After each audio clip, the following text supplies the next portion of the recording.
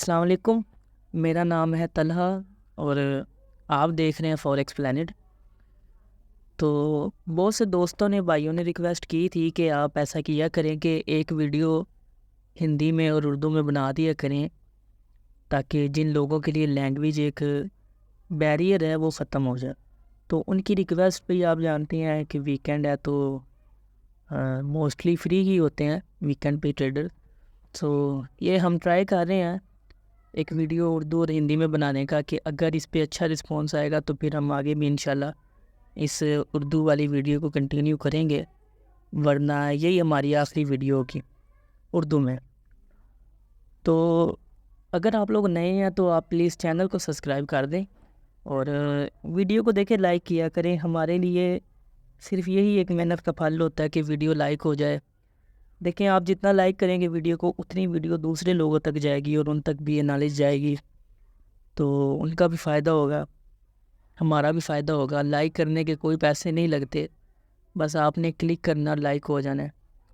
देखें, ये चार्ट है गोल्ड का। तो शुरू करते हैं वीडियो। ये डेली का चार्ट है। आपको पता ही है, जब हम वीडियो बनाते हैं तो डिटेल के साथ 1 मंथ कैंडल से शुरू करते हैं, ताकि पिछली चीज़ों को हम समझ लें। आपको नज़र आ रहा होगा ये कैंडल जो सेल हुई है 1945 से 1848 तक, ठीक है। ये बनते हैं आलमोस्ट 900 प्लस पिप्स। इसका मतलब ये है कि एक मंथ में मार्केट ने 900 प्लस पिप्स दिए हैं, ठीक है।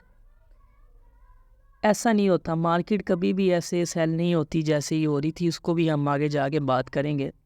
तो वो चीज़ थी जो एक चीज़ मैं आपको हमेशा इंग्लिश चैनल में समझाने की कोशिश करता था कि तब तक हम सेलिंग में नहीं बैठेंगे जब तक मार्केट 1919 मीन्स 1919 का एरिया ब्रेक नहीं करेगी। आप देखें, बहुत दफ़ा मार्केट ने नीचे लो लगाई है, इसको हम पीक कहते हैं। डोजी कैंडल जो उसने बनाई थी, वो उसने लो तो लगाई थी लेकिन क्लोजिंग वो ऊपर दे रही थी 1919 के ऊपर। तो ये एक एरिया था जहाँ पे हम बार बार अपने वीडियो के शुरू में यही कहते थे कि हम तब तक सेलिंग में नहीं जाएंगे जब तक मार्केट इस एरिया के नीचे ब्रेक नहीं होती। और ऐसा ही हुआ है, मार्केट ब्रेक भी हो गई है और उसने मंथली की कैंडल क्लोज़ कर दिया है।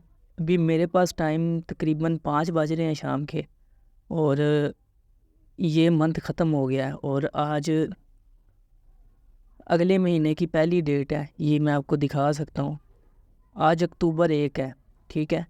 मींस जो ये मंथली कैंडल थी वो हमारे पास क्लोज़ हो गई है। तो हमें जो कुछ सवाल जवाब चाहिए थे वो ये थे कि मार्केट 1919 के नीचे क्लोजिंग देती है कि नहीं। और ये सारी चीज़ें आपके सामने ही हैं। मार्केट ब्रेक हुई और उसने बगैर सपोर्ट लगाए, बगैर रुके नीचे जाती गई और यहाँ तक आ गई। और ये कैंडल बड़ी अग्रेसिव कैंडल बनी है। इस वीक में मार्केट ने समझ ही नहीं आने दिया कि हो क्या रहा है, ठीक है। ये मंथली का चार्ट है। मैंने आपको अक्सर इंग्लिश वीडियो में भी बताया था कि अगर ये चैनल ब्रेक होगा तो हमारे पास गोल्ड का नेक्स्ट टारगेट हो सकता है ये वाली लो, जो इसने हमेशा मंथली के अकॉर्डिंग लगाई है, जो है 1808 का एरिया। अभी मार्केट है 1848 पे, ठीक है। ये था मंथली का चार्ट। अगर हम मंथली में करें तो आज हमारे पास बस इतना ही है कि मार्केट मंथली के मुताबिक 1808 तक जा सकती है। लेकिन ये उन लोगों के लिए जो मंथ में अपनी ट्रेड करते हैं, उनकी ट्रेड एक एक दो दो महीना लगी रहती है। लेकिन हम इतनी लॉन्ग ट्रेड नहीं करते हैं। तो चलें वीक में जाते हैं और देखते हैं कि क्या हो रहा है। देखें, इतनी एग्रेसिव कैंडल कभी सेल नहीं हुई। ये देखें, जितनी ये एग्रेसिव वीक की कैंडल सेल हुई है, उससे पहले इधर बाय हुई थी बहुत एग्रेसिव कैंडल, और उसके बाद ये एक बहुत ज़्यादा एग्रेसिव कैंडल सेल हुई थी। तो मैं आपसे ये कहना चाह रहा हूँ कि ऐसी सिर्फ कभी कभी मूवमेंट आती है। अगर आप ये कहें कि गोल्ड की मार्केट क्रैश कर गई है तो इस चीज़ में कोई गलत बात नहीं होगी। क्रैश तो हुई है। देखें, अगर मैं आपको डेली का चार्ट दिखाता हूँ तो ये देखें, मार्केट ऐसे कभी भी सेल नहीं होती, ठीक है। अब वापस वीक में जाते हैं और मैं आपको एक नई चीज़ समझाना चाहता हूँ कि देखें, अगर हम मिसाल के तौर पे एक ये एरिया लेते हैं गोल्ड का, ये वाला, ठीक है। चीज़ को समझिएगा ताकि आपके आगे भी काम आ जाए। मैं अक्सर यही कहता हूँ, सिर्फ कॉपी पेस्ट नहीं किया करें सिग्नल को। अगर हम देते हैं तो आपका लॉजिक इतना होना चाहिए कि ये सिग्नल इन्होंने गलत। अब देखें, मार्केट सेल हुई, उसने रिट्रेस किया, फिर सेल हुई, फिर रिट्रेस किया, फिर सेल हुई, फिर रिट्रेस किया। मतलब मार्केट ऐसे मूव करती है, सेल होती है, रिट्रेस होती है। इधर भी हमारे पास कुछ ऐसी मूवमेंट है। अगर मैं इधर भी एक बनाता हूँ एरिया, देखें, सेल हुई, रिट्रेस किया, फिर सेल हुई, फिर रिट्रेस किया, फिर सेल हुई, फिर ऊपर ही चली गई। तो हमेशा मार्केट ऐसे ही मूवमेंट शो करती है। तो डेली में आते हैं ताकि हम स्टडी कर सकें गोल्ड को और अपना फाइनल आपको बता सकें क्या होता है, क्या होगा आगे, क्या नहीं। देखें, सेल हुई, रिट्रेस नहीं आई। जैसे मैं आपको कहना चाह रहा हूँ, अगर हम इसी एरिया को पकड़ें, देखें दोबारा, मार्केट गिरी, रिट्रेस हुई, गिरी, रिट्रेस हुई, गिरी। ये मार्केट की मूवमेंट होती है। मैंने शुरू में भी कहा था कि अगर हम कहें गोल्ड क्रैश कर गया तो ये कोई गलत बात नहीं होगी, ठीक है। तो हम ये कह सकते हैं कि गोल्ड की मार्केट में क्रैश आया। देखें, हम सिर्फ प्रिडिक्ट करते हैं। देखें, ये हमारे पास एरिया है, एक ये एरिया है। ये हमारे पास या किसी के पास भी कोई जादू नहीं है कि वो कहेगा मार्केट बाय हो जा तो हो जा। उसके बाद एक ये एरिया था, मैं एक और एरिया बना देता हूँ यहाँ पे ताकि आपको समझ आ जाए। हाँ, तो मैं ये कह रहा था, किसी के पास कोई काला जादू नहीं है या कोई काला जादू नहीं करता मार्केट में कि वो कहेगा सेल हो जा तो सेल हो जाएगी, वो कहेगा बाय हो जा तो बाय हो जाएगी। मैं आपको एक चीज़ समझाना चाह रहा हूँ। देखें, ये कैंडल गिरी, फिर ये दोबारा उस एरिया को रिट्रेस करने गई। ये कैंडल गिरी लेकिन इसने रिट्रेस ही नहीं किया। मैं आपसे यही कहना चाह रहा हूँ कि गोल्ड क्रैश किया हुआ है। खैर, अब मैं कुछ जोन्स अपने जो बनाना चाहता हूँ। आपको पता है मैं अक्सर लाइव जोन बनाता हूँ अपनी वीडियो में ताकि आप लोग समझ आएँ।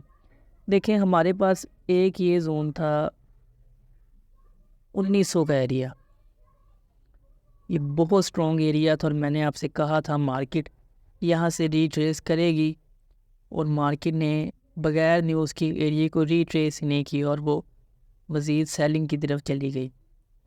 एक ये एरिया था, मैं आपको बताता हूँ। ये देखें, लास्ट टाइम भी मार्केट ने यहाँ पे लो लगाई थी, ये वाला एरिया है, और वो यहाँ से बाई चली गई थी, ठीक है। तो ये एरिया भी बहुत इम्पोर्टेंट था। ये बनता है 1886 का 1886, ठीक है। अब उसके बाद अगर हम नया एरिया बनाएं तो हमारे पास एक ये एरिया बनेगा 1824 से 1800 तक। यहाँ पे कुछ लो है, तो अगर हम उसका रिस्क नहीं लेते, ये देखें, ये वाली देखें, अगर हम उसका रिस्क नहीं लेते तो हमें ज़रूरत है अपने एरिया को ज़रा सा बड़ा करने की। ये मैंने एरिया बड़ा कर दिया, ठीक है। हल्का सा ये लो भी हमारे अंदर आ जाए, ये वाला एरिया। अब ऐसा करते हैं कि इनका कलर चेंज कर देते हैं ताकि समझने में आसानी हो। ये डेली चार्ट है और आपको पता है कि मार्केट की ये मूवमेंट थी, और मैंने आपसे कहा था कि इस ट्रेंड लाइन के अकॉर्डिंग आप बहुत सी ट्रेड ले सकते हैं। सो मैं आपसे ये कहना चाह रहा हूँ कि देखें, यहाँ पे दो रीज़न है। मार्केट क्रैश की हुई है। अगर मैं अपनी एक ट्रेंड लाइन बनाता हूँ जो मैंने आपसे फ्री ग्रुप में भी और वीआईपी में भी शेयर की थी, वो ये ट्रेंड लाइन थी।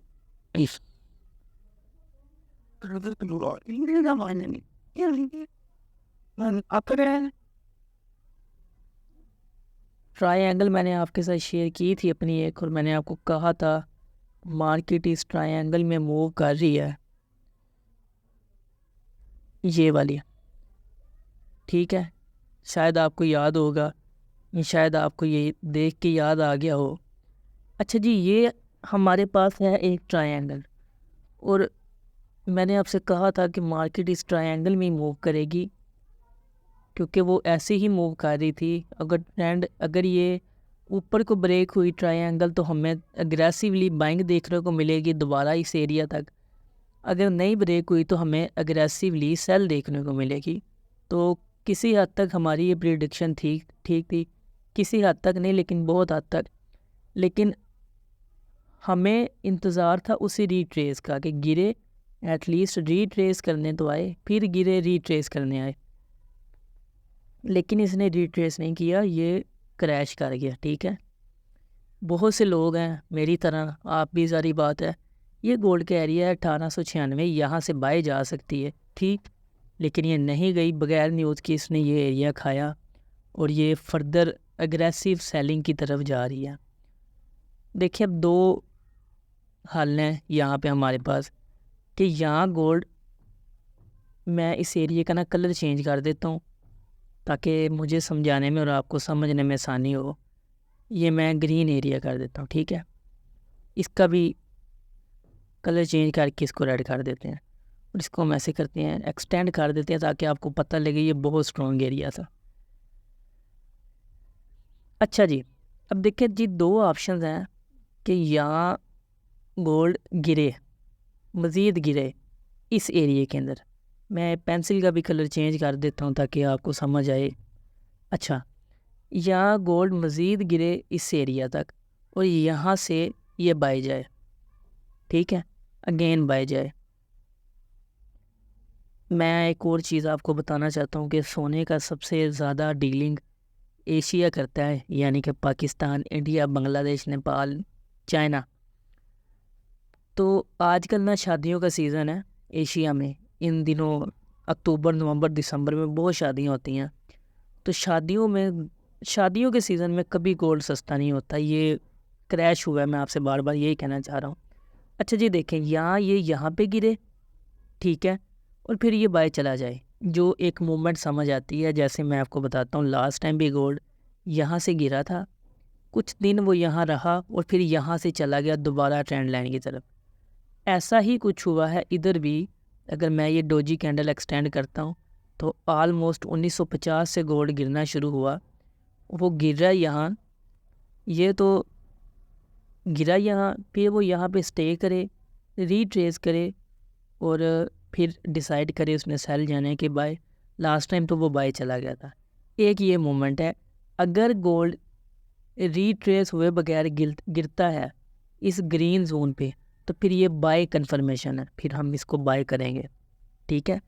ये सारा एरिया बाय का एरिया है। इधर मैं लिख ही देता हूँ ताकि आपको पता चल जाए, याद रहे, क्योंकि इधर लिख देते हैं कि ये बाय का एरिया है। स्पेलिंग गलत हो गई है, ये ठीक है। अच्छा जी, ये बाय का एरिया है, आपने याद रखना है, ठीक है। अगर गोल्ड गिर जाए बगैर किसी वजह के, फिर से इस एरिए पे आए, तो आपका काम है इस एरिए से गोल्ड को बाय करना, जो कि बनता है 1835 से 1800 तक। ये एरिया ज़्यादा है, मैं समझता हूँ, इतना बड़ा आप स्टॉप लॉस नहीं ले सकते, बल्कि कोई भी नहीं ले सकता। इवन मैं भी इतना बड़ा स्टॉप लॉस बर्दाश्त नहीं करूँगा। लेकिन इल्म होना बहुत बड़ी चीज़ है, मैं आपको वही सिखाना चाह रहा हूँ कि अगर ये यहाँ पे गिरता है तो आपने बाय कर देना है। अगर आप आंखें बंद करके भी बाय करेंगे तो कोई इशू नहीं होगा, गोल्ड वापस आएगा 1900 के एरिया तक, ठीक है। एक ये मूवमेंट है। दूसरी मूवमेंट हमारे पास ये है कि गोल्ड रीट्रेस करने आए वापस। देखिए, मैं आपको अक्सर समझाता हूँ, ये सपोर्ट है, अब ये गोल्ड वहाँ से वापस जाएगा तो ये रेजिस्टेंस बन जाएगी। अगर ये रेजिस्टेंस टूटी तो गोल्ड जाता जाएगा, अगर नहीं टूटी तो वापस आ जाएगा। मैं आपको अक्सर एक चीज़ बताता हूँ कि सपोर्ट और रेजिस्टेंस एक ही जगह पे अगर एक्ट कर रहे हों तो मार्केट ब्रेक हो जाए तो वो उसके ओपोजिट जाती है। फॉर एग्ज़ाम्पल, मैं आपको एग्ज़ाम्पल के साथ ही बता देता हूँ, चलें। ये रेजिस्टेंस थी, लेकिन यहाँ पे ये सपोर्ट थी, लेकिन यहाँ पे ये रेजिस्टेंस थी। मार्केट ने इस रेजिस्टेंस को ब्रेक नहीं किया और वो बाय की बाय जाती गई। यहाँ पे ये सपोर्ट थी और रेजिस्टेंस भी थी, मार्केट ने इसको ब्रेक की और ये अपोजिट डायरेक्शन में सेल ही जाती गई। सो ये चीज़ आपने याद रखनी है, ठीक है। अब हमारे पास दूसरी अपॉर्चुनिटी ये है कि गोल्ड रीट्रेस करने आए, वापस आए, 1880 से 1890 का एरिया रीट्रेस करे या इवन 1900 का एरिया रीट्रेस करे और फिर वापस सेलिंग में आ जाए। ये किसी हद तक पॉसिबल मूवमेंट है, ठीक है। या ये रीट्रेस करे और आप सेलिंग में बैठ जाएं, या ये एग्जैक्ट इस एरिया में आए और बाय में चला जाए। देखें लास्ट टाइम भी गोल्ड जब इस एरिया में आया था 1860 पे, तो वो रीट्रेस करने गया था 1890 तक, लेकिन जब इस दफ़ा गोल्ड यहाँ आया तो वो रीट्रेस करने ही नहीं गया। ये वजह हुई थी कि आप जैसे और मेरे जैसे ट्रेडर फंस गए और उनकी ट्रेड अभी भी फंसी हुई है। सारी बात है वो ट्रैप हैं, वो स्ट्रक हैं। तो गोल्ड कभी ऐसे मूवमेंट शो नहीं करता। तो मैंने आपको दो पॉसिबिलिटीज़ बताई हैं कि यहाँ गोल्ड यहाँ से बाय जाए, रीट्रेस करे अपना एरिया वापस 1880 का, 1900 का, और वापस सेलिंग में आ जाए, ये समझ आती है, और फिर बाय जाए। क्योंकि शादियों का सीज़न है, गोल्ड सस्ता कभी नहीं होगा, ये मार्केट क्रैश की हुई है। और दूसरा रीज़न ये है कि गोल्ड यहाँ से गिर जाए इस ग्रीन एरिया में और आप कहीं से भी बाय ले सकते हैं अगर गोल्ड ऐसी मूवमेंट दे आपको, ठीक है। ये नहीं करना है कि कैंडल गिर गई या तो आप आंखें बंद करके बाय करना शुरू कर दें, नहीं। अगर रीट्रेस करें, ये देखें यहाँ पे मार्केट ने रीट्रेस किया हुआ है, ये एक दिन की कैंडल, और मेरे ख्याल से ये 20-25 दिन मार्केट यहाँ जलील होती रही है। तो ऐसे ही अगर मार्केट फिर एक दफ़ा यहाँ जलील हो तो आपने बाइंग में बैठना है और लॉन्ग टर्म बाय में बैठना है, ठीक है। तो साफ़ सुथरा एक चार्ट बना लेते हैं ताकि हमें समझ आ जाए कि ये हमारे पास एक बाय का एरिया है 1835 से लेके 1800 तक, ठीक है। ये वाला एरिया आपने क्या करना है, सिर्फ इस एरिया से बाइंग ढूंढनी है। मार्केट इधर आ जाए, रीट्रेस करे, आंखें बंद करके बाय करना शुरू कर दें, ठीक है। फिर ये बाय जाएगी और हो सकता है ये इस दफ़ा अपने ये भी चैनल ब्रेक कर दे। और एक रीज़न ये है कि हम इस एरिया को ड्रा करें जो हमारे पास सपोर्ट है, और मार्केट ये हमारे पास रेजिस्टेंस एरिया, पहले सपोर्ट थी अब रेजिस्टेंस बन गई है। मार्केट यहाँ से रेजिस्ट करे इस एरिया को, वो इस एरिया को रेजिस्ट करे, यहाँ ज़्यादा से ज़्यादा 1900 के एरिया को रेजिस्ट करे, ठीक है। तो फिर आप सेलिंग ले सकते हैं, वो भी इस सूरत में कि ये एरिया ब्रेक नहीं होना चाहिए। मेरे ख्याल से मैंने बहुत सी चीज़ें समझाने की कोशिश की हैं उर्दू में, शायद आपको समझ आ रही हो। और अगर ये वीडियो इंशाल्लाह कामयाब हुई तो हम आगे भी उर्दू में कंटिन्यू करेंगे, वरना इधर ही ख़त्म कर देंगे, क्योंकि ये हम ट्रायल वीडियो बना रहे हैं तो कोशिश कर रहे हैं आपको समझा दें। तो ये वही चीज़ें हैं बार बार कि अब अगर आपने सेलिंग की है और बाइंग की है, अच्छा अब मैं आपको एक और तरीका बताता हूँ आपने अपनी ट्रेड से निकलना कैसे। अगर आपके पास छोटा अकाउंट है तो आपने बचना कैसे है। देखिए आपने क्या करना है, मार्केट शुरू होना तो इस एरिया से एक सेलिंग ले लेनी है, ठीक है। अगर वो गिर जाती है इस एरिया पे तो आपने अपनी सेलिंग वाली ट्रेड क्लोज कर देनी है और बाय नहीं करना। इससे ये होगा कि जो इक्विटी है, जो आपके अकाउंट का साइज़ है, वो ज़्यादा हो जाएगा। तो फिर आप वेट कर लें, होल्ड कर लें मार्केट को वापस इस जगह आने का, तो तब आप अपनी ट्रेड निकाल सकते हैं, ठीक है। अगर आपके पास ज़्यादा इक्विटी है मेरी तरह, तो आप वो सेल ना भी करें तो कोई बात नहीं, आप होल्ड कर सकते हैं, आप में इतनी पावर है। तो ऐसे आपने ट्रेडर को निकालना है। स्मॉल अकाउंट वाले सेल कर दें इस एरिया तक, यहाँ पे अपना टेक प्रॉफिट लगा लें और बाय कर दें। अगर ज़्यादा ही छोटा अकाउंट है तो वो बाय ना करें। ये टोटल मूवमेंट थी बहुत सी, उम्मीद करता हूँ आपको समझ आई होगी। अगर आप लोग नए हैं तो चैनल को सब्सक्राइब कर दें, और अगर आपको समझ आई है तो वीडियो को लाइक कर दें। जितनी पॉसिबल मूवमेंट थी मैंने आपके साथ शेयर कर दी हैं, तो उम्मीद करते हैं इंशाल्लाह आपको समझ आई होगी। तो प्लीज़ आप चैनल को लाइक कर दें, सब्सक्राइब कर दें और बेल आइकन को भी दबा दें। Forex Planet.